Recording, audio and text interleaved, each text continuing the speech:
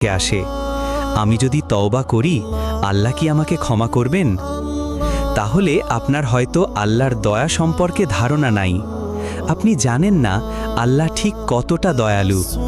আল্লাহর দরজা কখনোই বন্ধ হয় না। রাসূল সাল্লাল্লাহু বলেছেন, আল্লাহ সেই বান্দার তওবায় এত বেশি খুশি হন যতটা খুশি হয় সেই মানুষ যে মরুভূমিতে হারিয়ে ফেলা উট হঠাৎ ফিরে পায়। তাছাড়া আল্লাহ নিজে কোরআনে বলেন, হে আমার গোনাহে নিমজ্জিত বান্দারা, তোমরা আল্লাহর রহমত থেকে নিরাশ হয়েও না, নিশ্চয়ই তিনি সমস্ত গুনাহ ক্ষমা করে দেন।